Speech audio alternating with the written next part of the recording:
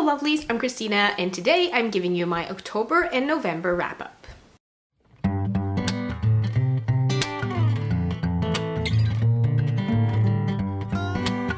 I know I've been gone for almost 3 weeks, and for those of you who read my blog, you know why. I've been going through some personal stuff, but I'm back and I finally feel motivated and inspired to do videos again.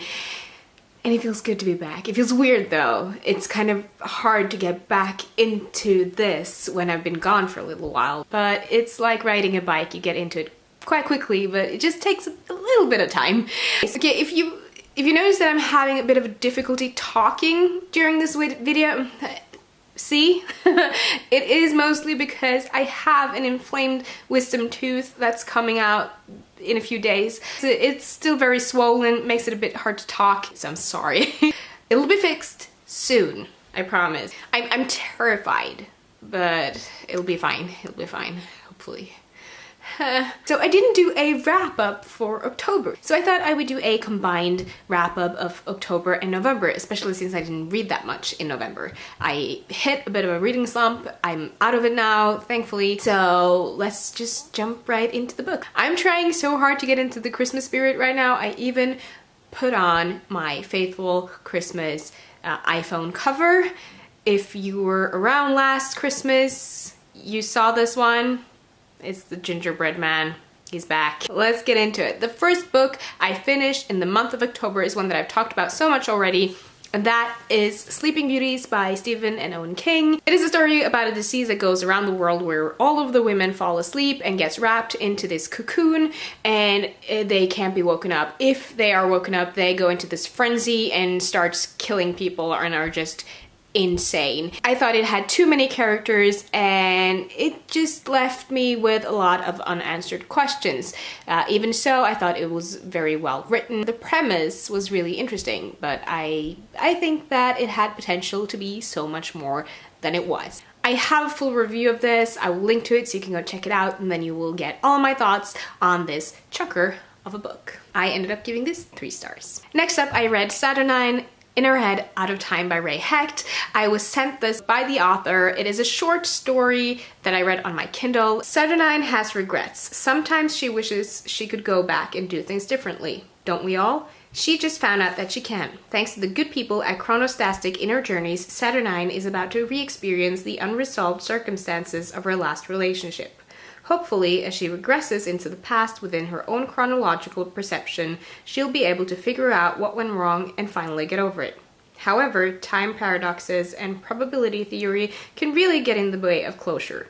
Whether in the past, present, or future, life never does turn out as planned. It was such a good story and a really insightful work when it comes to the what-ifs and thoughts of how we would go around if we could go back and change our futures or do things differently. Like it says, things never turn out the way that you plan them to. And I just really enjoyed Ray's writing, and I really enjoyed this short story, and hopefully I will get to read more of his stuff soon, and I look forward to it. Thank you so much, Ray, for sending me your short story. I'm so grateful, and I enjoyed it so much. I ended up giving it 4 stars. Next up, we have one that I'm very happy to say that I finally read, and that is Horns by Joe Hill.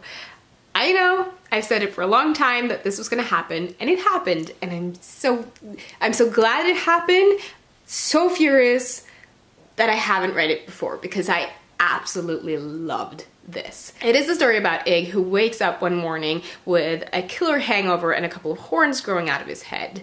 His girlfriend died a year before she was murdered, and the whole town is certain that he's the one that actually raped and killed her. And when he then wakes up one morning with these horns, he finds out that whoever he meets, they will just tell him the most gruesome thoughts that they have. They will confess to every bad thought, and he's able to convince them to either follow that thought and do some kind of action based on it, or to leave it. And he then experiments a bit with this power, is very frustrated, and then this newfound power of his starts to unravel what actually happened to his dead girlfriend. I enjoyed this so much. I actually think I love Joe Hill's writing just as much as I love his father's writing. It's just so good. It's so dark, so great, and has a lot of humor, some good references to other works. I just love this. This was definitely my favorite read of October. I ended up giving it 5 stars. Next up we have Strange Weather, also by Joe Hill. I listened to this one on Audible. This is a collection of 4 short novellas, and they're all with the theme of some strange weather in them. I have a full review of this one. I will link to that as well, so you can go check it out. I very much enjoyed it, thought that the dark writing of Joe Hill was definitely there. It had some science fiction elements in a few of them. I just thought it was a really solid and good collection of novellas. My favorite one was Snapshots, but like I said, go to my separate review if you want to know more about the details and all of my thoughts. I ended up giving Strange Weather 4 stars.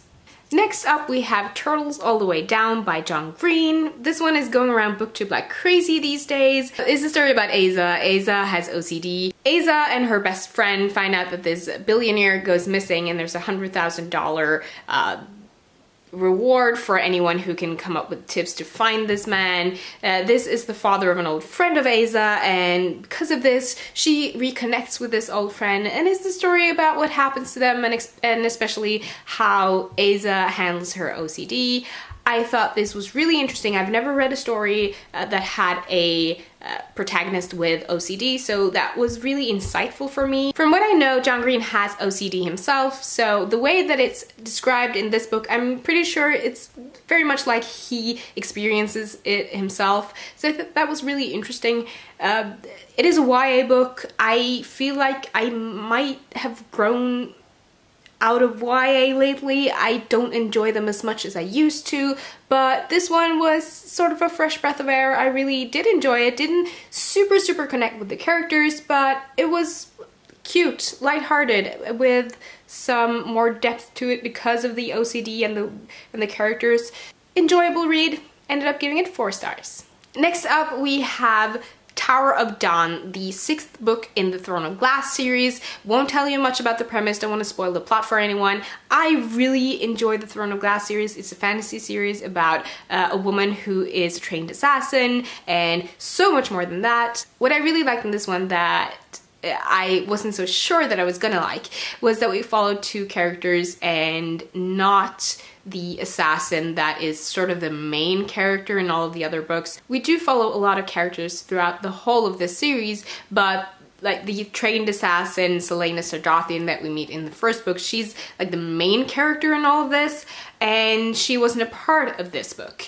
So when I heard that, I was like, not so sure about this, but it ended up being a really enjoyable ride, and just another great addition to the series. Sarah J. Maas is a wonderful writer, and the world that she has built here is so engulfing. I love it so much. I especially love listening to them on Audible. The narrator is just fantastic. I don't remember her name right now, but so good.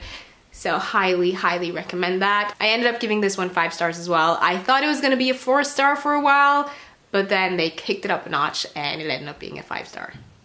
Now, the last book that I read, or actually listened to in the month of November, was Private by James Patterson. It is the first book in the Private series, a crime series. I've talked about this before, crime isn't really my thing, but Private was a book that was given away for free on Audible, so I thought, yeah, okay, I'll give it a go, and James Patterson has a good reputation for being a good crime author. It's still not my thing. The writing wasn't bad, but I didn't connect with the characters. I had a hard time following with the story and being really invested. The narrator kind of bugged me a bit. I thought that he was kind of overdoing it a little bit, like acting out the parts with a bit too much drama, if that makes any sense. I mean, it was totally okay, but I'm not going to continue on with the series. For me, it ended up being a 2-star read. Like, I didn't hate it, but I didn't like it. So that is it for the books that I read in the months of October and November. Links to all of the books that I talked about will be down in the thingamajiggy. Let me know if you had any favorite reads the last couple of months that you would recommend that I get to. Oh, so many books, so little time, and I'm so happy that I'm out of my reading slump and I'm reading some really good books now.